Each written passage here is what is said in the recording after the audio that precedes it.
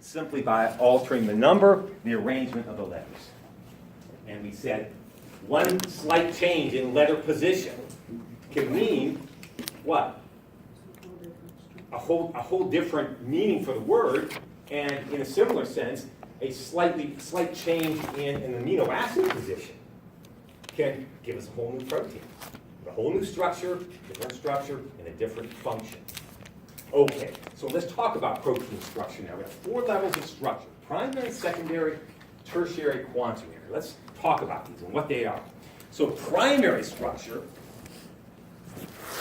is simply how the amino acids are bonded together, how they're arranged in relation to one another. Which ones and in what order they're placed. It's like writing out a word, right? Which letters will you use to write that word, and what order will you place them? So primary structure, think of it as the sequence of the amino acids in the, what's a polypeptide? Here's where you have to have that terminology down. What's a polypeptide?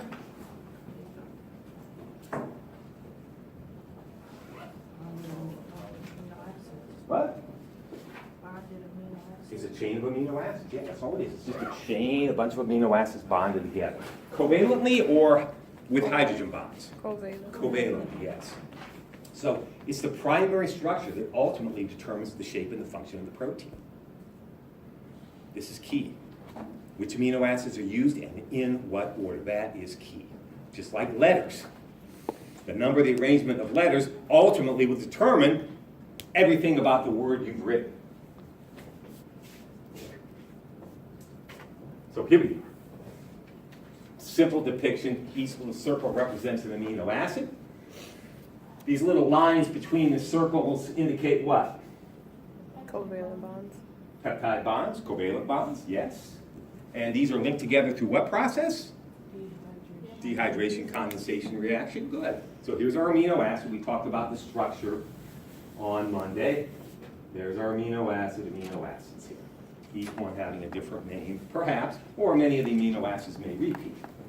So there's our primary structure, the number, the arrangement of the amino acids. Our secondary structure results from bending, coiling, and folding of the polypeptide. So you can't expect to link all these amino acids together and expect them to just not interact with anybody, right? Of course they're going to interact. They may be attracted to some of the other amino acids, they may not be. So here's where the polypeptide starts to take on some shape. We get folding, bending, twisting, very predictable types of shapes. Sheets, they're sometimes called sheets or pleated sheets, or twisted strands of amino acids.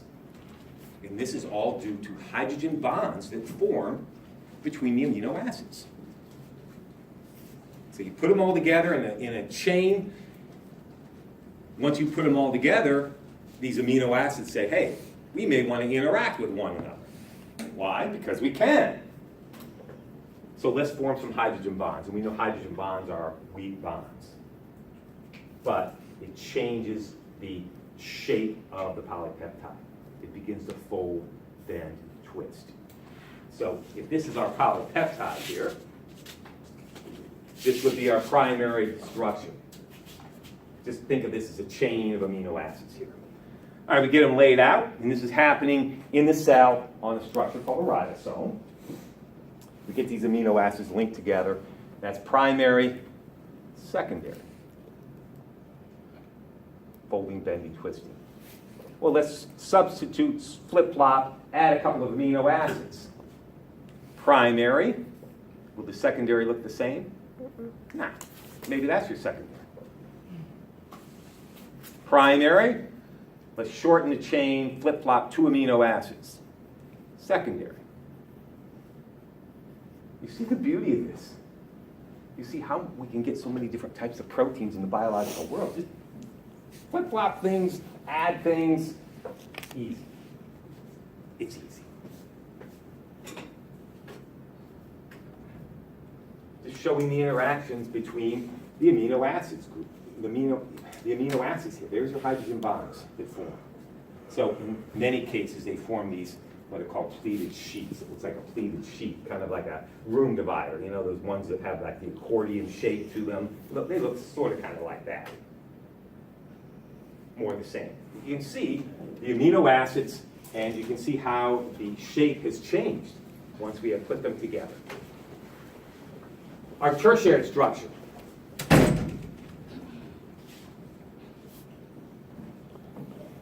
Now we're getting something really three-dimensional. We said on Monday proteins are three-dimensional in their shape.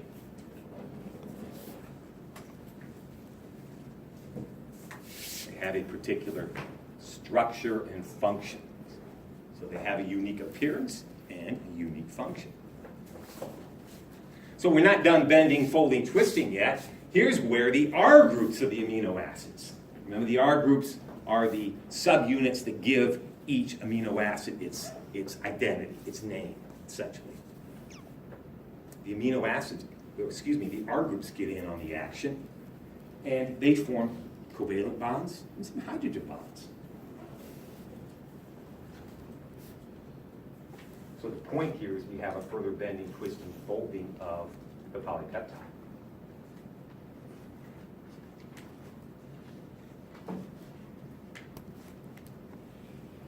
And this all takes place within seconds, within the cell.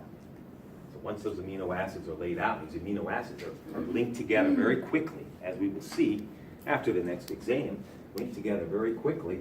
And once they're linked together, they start to fold like that. So primary, secondary, what do I need to do to show tertiary? What? Yeah, fold this some more. Tertiary. Primary, let's change a few amino acids, flip-flop a couple. Maybe make the chain a little bit longer. Primary, secondary, tertiary. How easy this is. Everybody see it. Is there Now, for something? many proteins, this is done. We've got our functional protein. Unique shape to it. Shape determines function. And a unique function. Everybody see it. Could you explain it on an exam? Could you explain this whole process? Ask yourself that. So we just get a bunch of twisted shapes. All right, one more level. The quaternary, or fourth level structure. Now, it's key to remember, not all proteins have this shape. So for some proteins, tertiary, we're done. That's it. Finished protein.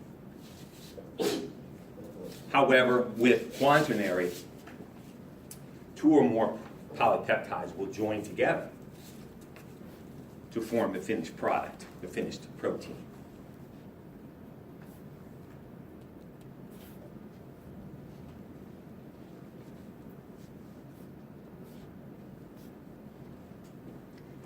And those polypeptides are joined by either covalent or hydrogen bonds, frequently hydrogen bonds.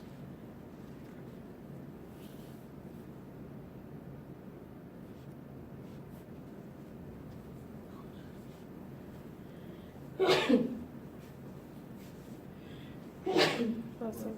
So going back to our twisted foam,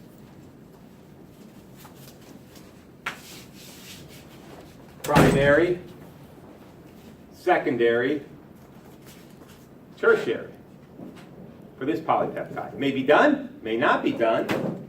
So we'll bring in another polypeptide with its unique primary, secondary, tertiary structure. Not done. Let's bring in one more because quaternary structure says two or more. Let's bring in three, primary, secondary, tertiary, and to finish off this protein, all three of these would be bound together. There's our finished protein. 3 subunits. Finished protein. Unique structure, unique function. And that would be the quaternary? This would exhibit quaternary structure, yes. Two or more of them come together. See it? So quaternary structure, polypeptide with its unique shape, polypeptide with its unique shape, bring them together, there we go. In this case, 2. Or in this case, we have 4. This is hemoglobin. Hemoglobin's a big protein. We talked about hemoglobin very briefly in its role in transporting oxygen to cells. We see 4 distinct subunits with hemoglobin. So there it is. Primary, secondary, tertiary, quaternary. Questions?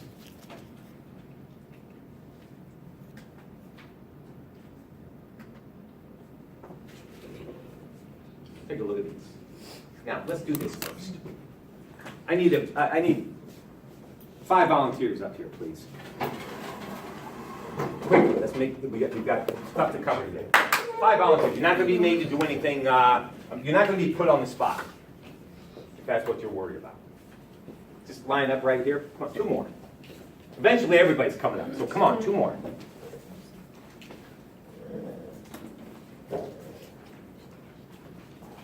Thank you. Okay. So let's think about this. Here's an example I thought of that kind of illustrates this. All right. Let's say it's hold hands for or link arms for abandoned animals. All right. That's our charity of the week. Abandoned animals.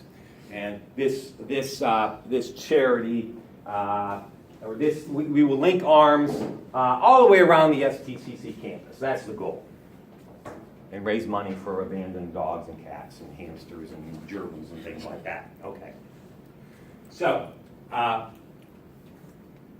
everybody gets together. It's a long chain, but we're only seeing a subset of the chain here. So, this is our chain here. Now, what am I using this to illustrate? What? Structure of a protein. So this is a what? This is a what? Amino acid, amino acid, amino acid, amino acid. Okay. Show us how you form peptide bonds, please.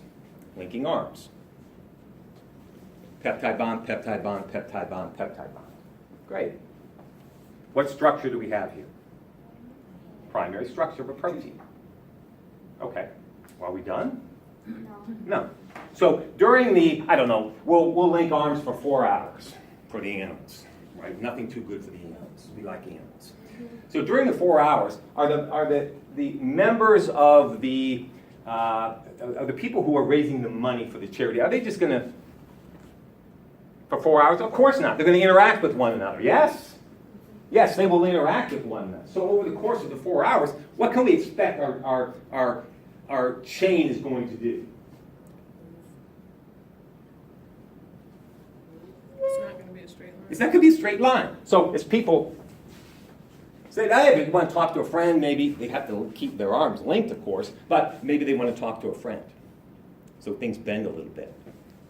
Okay? So maybe during the 4 hours, somebody gets bored and say, this is bogus, I'm out of here. And they leave. What does that do to the dynamic of the line? It changes it. With this person gone, she may not want to talk to somebody else down there, so the line no longer kinks or bends. That's our substitution of an amino acid, changing of an amino acid. So we have primary structure here, secondary structure, and maybe over the 4 hours things get really jumbled, and people really get into it, and they're talking, but they can't release arms. So over the course of 4 hours, show us what this is very short. You can come back, please. Show us what the line might look like after 4 hours. This would illustrate what? Thank you. Secondary. After 4 hours, this is. I wanted this to show tertiary, but okay, go back. Maybe this isn't working out as well as I wanted. Okay, primary. Show us secondary, please. Thank you. Stop. Show us tertiary. For further folding, bending, twisting. Okay, thank you. You can stay here, don't go away. Everybody up here now. Please, come on, quickly.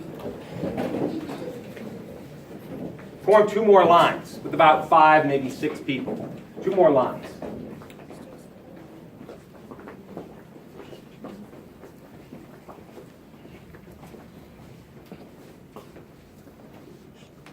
Two more lines. So we need 1 more line right here. 2 of you come on up. Okay. So now, the same day, word gets around campus that somebody's saving the animals. Well, we want to save the whales. We like whales. So another group gets together. We're going to save the whales. And the third group is going to save, Cats. cats. We like cats. Okay, everybody gets together, and line goes around campus, right? 4 hours. And of course, as we said, over the course of the 4 hours, the line's not going to stay straight. People come and go, we make substitutions, and so on and so forth. So link arms, please show me some covalent bonds, some peptide bonds, okay? There's our primary sequence. Show me secondary structure now.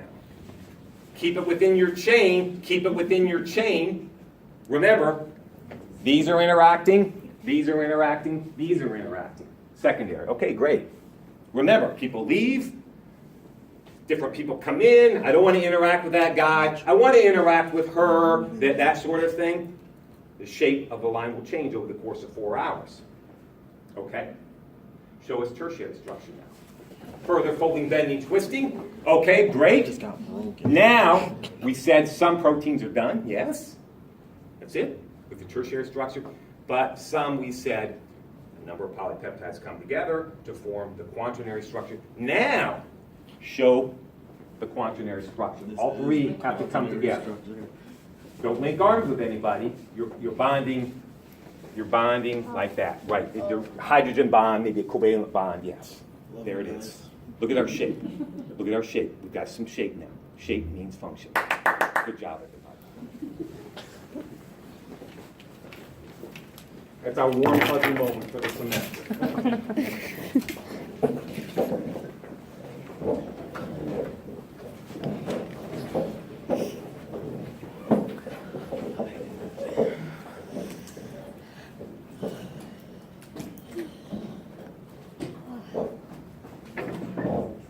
Amino acids. The primary structure. All right, here we go. Proteins are polymers constructed from the same set of 20 different amino acids. The primary structure is the specific sequence of amino acids specified by the gene. In the secondary structure, portions of the protein begin to coil and fold into unique three-dimensional formations. 2 kinds of secondary structure units are the alpha helix and the beta-pleated sheet. The folds and coils of the protein are the result of hydrogen bonds that occur at regular intervals. The tertiary structure is formed by interactions between side chains of various amino acids. At this stage, some proteins are complete.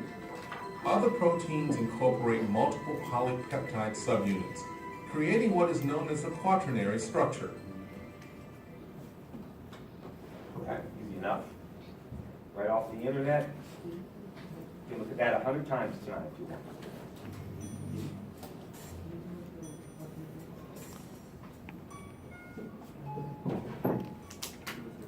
Proteins play countless roles throughout the biological world, from catalyzing chemical reactions to building the structures of all living things.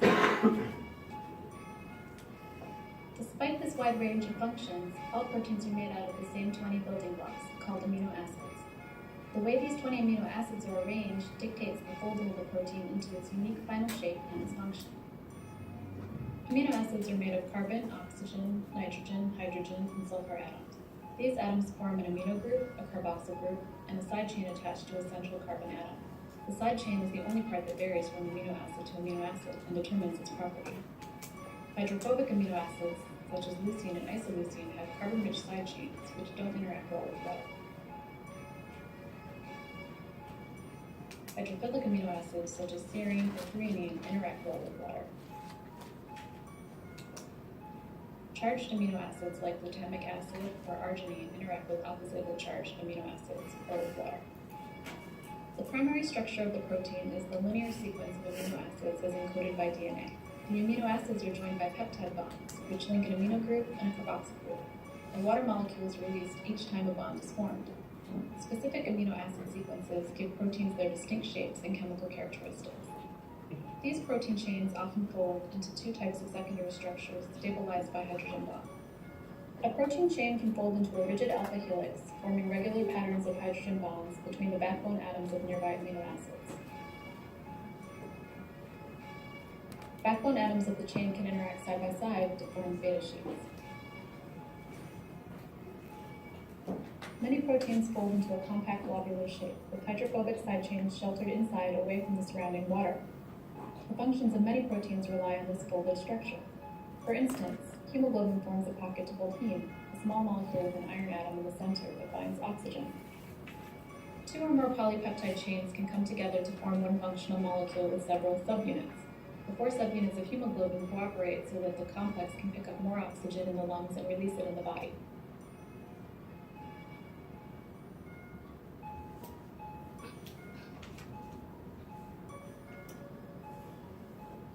Many proteins rely on the ability to recognize the shape of specific molecules in order to function correctly. That's where shape The is key. flexible arms of antibodies protect the body from disease by recognizing and binding to foreign molecules, and thus preventing the viral RNA or DNA to enter the cell. Collagen forms a strong triple helix that is used throughout the body for structural support. The calcium pump moves ions across cell membranes, allowing the synchronized contraction of They're muscle all cells. functions of proteins. The hormone insulin is a small, stable protein that can easily maintain its shape while traveling through the blood to regulate blood sugar level. Alpha amylase is an enzyme with a catalytic site that begins the breakdown of carbohydrates in our saliva. Ferritin forms a hollow shell that stores iron from our food.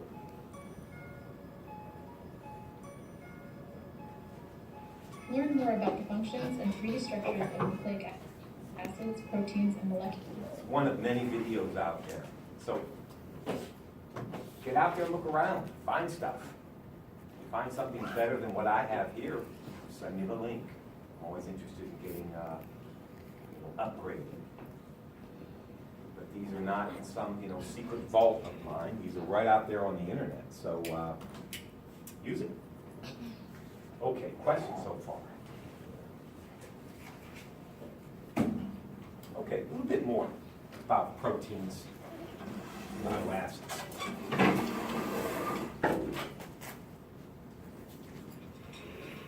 We have two general classes of amino acids.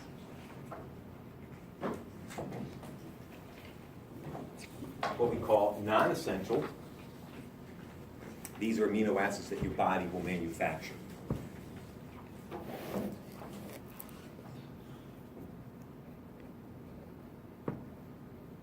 And there are 11 of them. I don't care if you remember 11. That's not important, really. And the so-called essential amino acids. These are the amino acids that you will obtain from your diet, your food. So living things cannot store amino acids long term. There are some stored in your cells, but those are going to be assembled into proteins.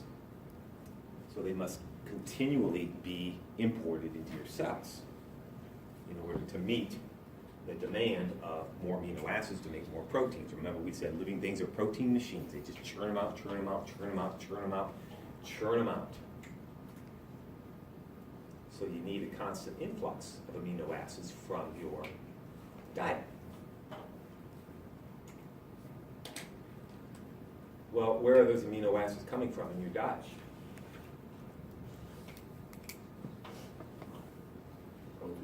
Proteins. Yeah, proteins. You have protein in your diet. When you eat a piece of meat, that's muscle for the most part. Muscle is mostly protein. So what do you do to that protein? Break it down. You break it down. You break it up into its component amino acids. Then what do your cells do? Build it back up. Reassemble the amino acids. That's cool. You think about it. That's cool. So the amino acids that the chicken assembled into a protein to make some leg muscle, Now you're consuming that leg muscle, the meat, and you're taking that protein, you're breaking it up, and then you're taking those amino acids and you're reassembling them into proteins that you need. So from the chicken to you. Pretty cool. So yeah, it's all about the diet. It all comes from the diet. And everybody, remember, does this. From the smallest stuff to the bigger stuff. It's all about obtaining protein. Build that stockpile of amino acids so you can make your own proteins. So the protein in the muscle of the earthworm here is being fed by the male robin here to the young. The earthworm built that protein. Now the young will break that protein down, take the amino acids, and reassemble the protein, maybe into some feathers, or some bone, or some muscle. And say maybe that baby robin flies out of the nest and is immediately captured by a house cat. Now the house cat's going to take that protein, break it down, reassemble it. The house cat has those amino acids. Pretty cool. Shuffle. I just want to be clear on what I wrote. Amino acids can't be stored. Is that just essential or both of them? Neither of them can be stored. Correct. Yeah. So it's not like I have a storehouse of amino acids in my, I don't know, my liver or something. Okay. No. It's kind of, we take them as they come, as they're manufactured, or as we obtain them. All right, so sources of protein. Sure, we all should be aware of some sources of protein, right? Nuts, beans, meats, of course, whether it be red meat or whether it be something like fish, chicken, dairy products, soy products, eggs, good source, all good sources of protein. Okay. One last thing to discuss.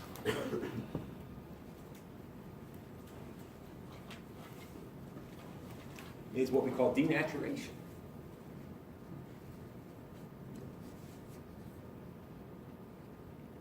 So denaturation is when three-dimensional shape of a protein, or the shape of a protein, changes.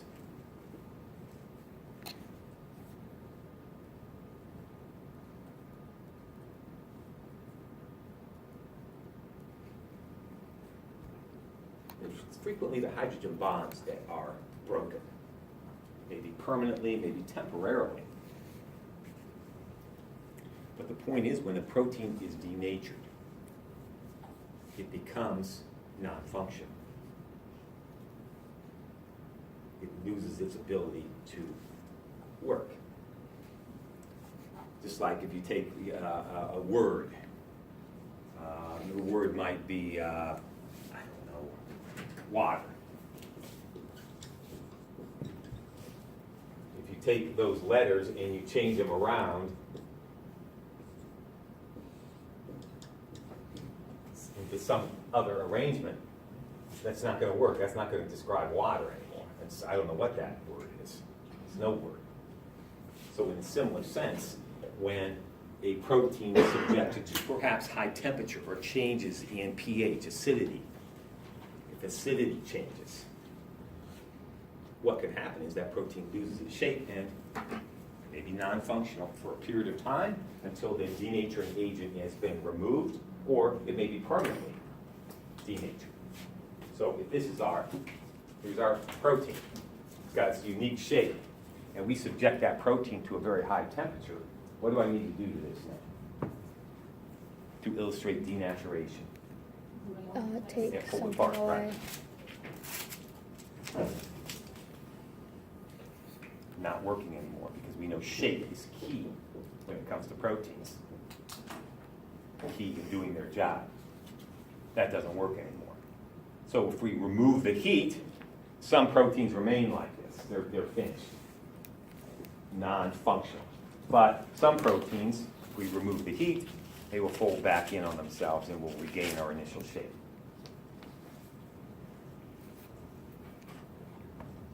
So we go from shape to lack of shape, and in some cases, back to shape if things work out.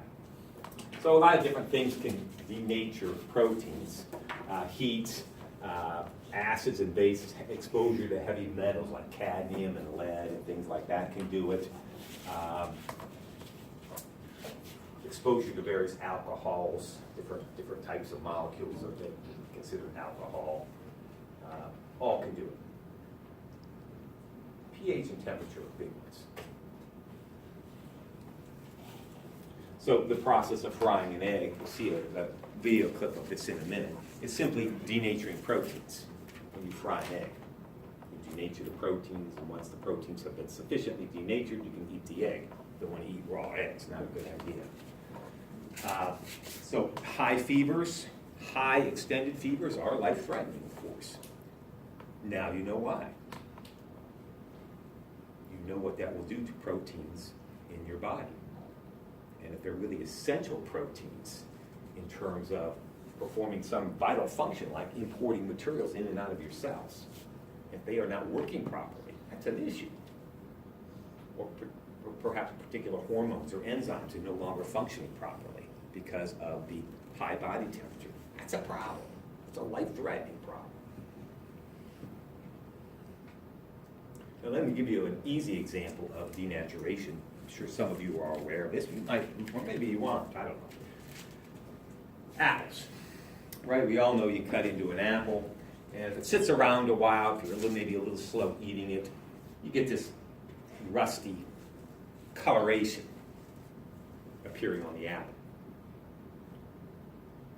And that's due to the fact that when you cut into the apple or bite into the apple, within the flesh here of the apple, there's an enzyme called catecholase. And catecholase reacts with oxygen in the atmosphere. And when catecholase and oxygen interact with one another, we get this color change. It's no big deal. It doesn't hurt the apple. It's just a little unsightly, right? But no big deal. So if you want to put some apples in a fruit salad or something, you're having people over for lunch or dinner, and you want the apples in the fruit salad to look good. You don't want them turning a rusty color. That would be unappealing, unappetizing. What do? What do you do to those apple slices or those chunks of apple that you cut up? So lemon juice or Yeah, hit them with an acid. Lemon juice is a good thing to do. So the lemon juice will do what to the catecholase, which is an enzyme. Enzymes are proteins. It will do what to it? What? Denature it. It'll denature it, so it can't react with oxygen. So you get no color change. So if this is our catecholase here,